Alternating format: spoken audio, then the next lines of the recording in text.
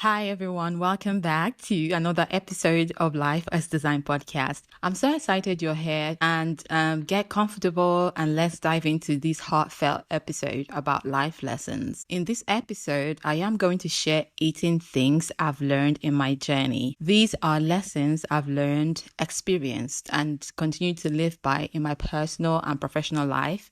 Some the hard way and some through small moments of realization, but all meaningful in shaping who I am and how I approach life. So let's start with the first one, managing expectations. Life is filled with so many uncertainties, and learning to manage expectations has saved me from unnecessary disappointments. I've found that expectations can make or break relationships, goals, and even our own sense of self-worth. One thing I've learned is to set clear boundaries and communicate my needs. For instance, I can't expect people to understand my intentions if I don't express them. I have learned to release the idea that everyone will respond the way I want them to. However, managing my expectations isn't about lowering my standard. It's about me being realistic and focusing on what is within my control. So I'll say this, it's okay to hope, but it's also okay to prepare for flexibility. So everyone in my life has different levels of expectations depending on the relationship. That's essentially how I function. My level of expectations from person A will be different from person B and so on. So this is how I have more grace for myself and for others. Number 2 on life lessons is overcoming barriers. The sad reality is that life isn't fair and barriers come in all forms, financial, societal, and even self-imposed. What I've realized is that barriers aren't always walls. Sometimes they are hurdles. We all face barriers, some more than others. That is why I make it my goal to seek out ways and resources that help solve that problem. It's not easy to navigate, but every step forward really counts. To me, building a reality where I and the next generation thrives is the goal. Because I feel nothing really prepares us before going into adulthood about some of these challenges until we start living and begin to encounter them for ourselves. So now in my case, I hope to be a sort of guiding light to those coming after me in whatever way I can. This is why I applaud the select group of adults that are willing to extend kindness and support to those coming behind them, because it's not a competition. Like we are not competing against each other. We shouldn't be competing in that way, because many don't extend that grace because of that. When I see people that are open and willing to support someone else that is about to experience the things they've already gone through, I applaud them and I appreciate that effort. Number 3 on life lessons is being informed and questioning media narratives. This one has been sort of a big one for me in the past 6 years. I have observed and learned a lot from the media.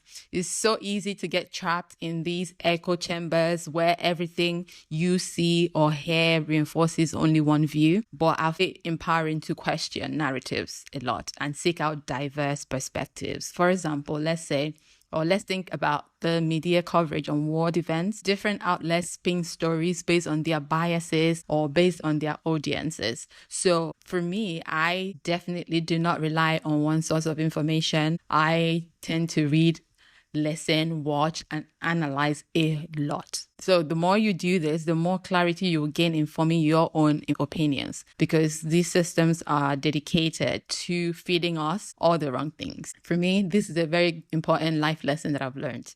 Number 4, taking decisions quickly and embracing mistakes. I am the type of person that can be hard on myself. Learning to give myself some grace has been a big one for me over the years. The popular opinion that says perfectionism is a trap is very true, because in an effort to try to perfect something before you start, you never start it.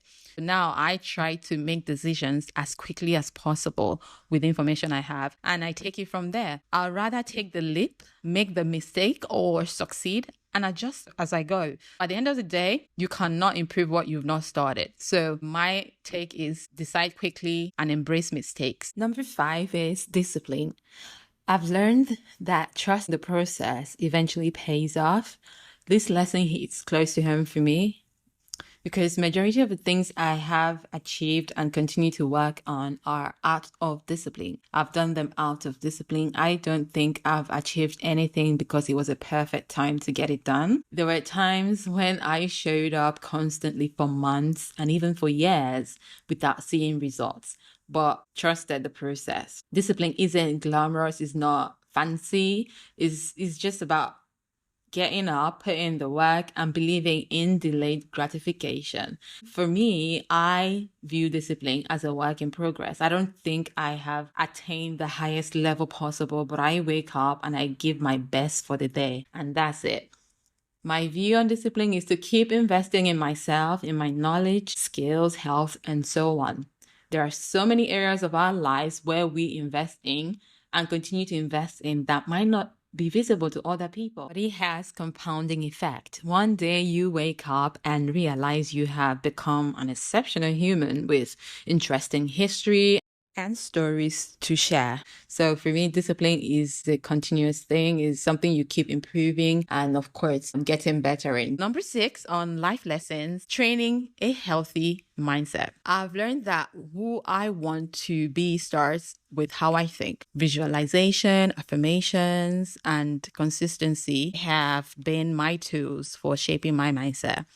It's about acting like you are already that person. I mean, we've heard it so many times and it works. For example, if you aspire to lead, start by making decisions like a leader. Even in small things, your actions align with your identity when your mind believes it first. I remember as a child, I was quite observant and confident when I spoke. One time, a relative told me my voice carries so much weight and authority. I was so confused. And I remember asking, what does that even mean? And she said if someone was not in the room, they would assume it was an adult speaking. That made me, reflect, as a kid, whatever reflection was at that time. As much as I've evolved as a person, I learned early that I have the power to shape what I want to become. The mind is very powerful, it's a powerful tool. I think when we focus on good or positive thoughts or when we choose to see a situation from a positive perspective, things begin to align whenever we do that. Training a healthy mindset is very key for me, and I try to work on that as much as I can. Number 7, create your own experiences. This has seemed to be a theme in my adulthood. If an opportunity doesn't come to you, I say create it. Host that event, write that book, pitch that idea. I've learned that waiting for opportunities to fall in my lap have often led to missed moments. So I say just go for it. And that has been my theme, Some of the most fulfilling experiences I've had have been the ones I initiated, if I'm to say so. Some opportunities will come easily or they've come easily. And sometimes you have to be the one to create those opportunities.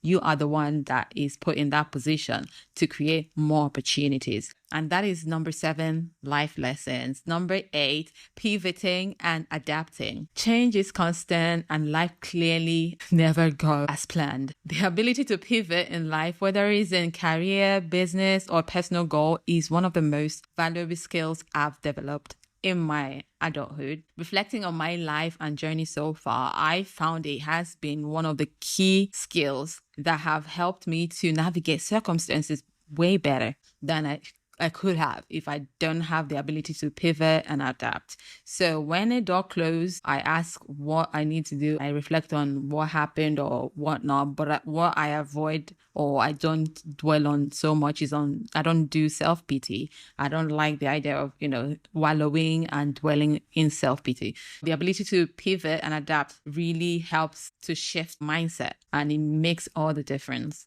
Number 9, no one is coming to save you. No one is coming to save you. Number 9, life lessons that I've learned. So this is a hash one or a hash statement, but it's true. While support is wonderful, it's amazing to have all this support that I get or that you get. Your progress depends on your actions. I have learned to take ownership. I take ownership of my journey. I I am responsible to do what I need to do. No one is going to do it for you. So you have to get the work done. And it is liberating to, know that you hold the power to create your own path. So that is on number 9. Number 10, gratitude. Gratitude.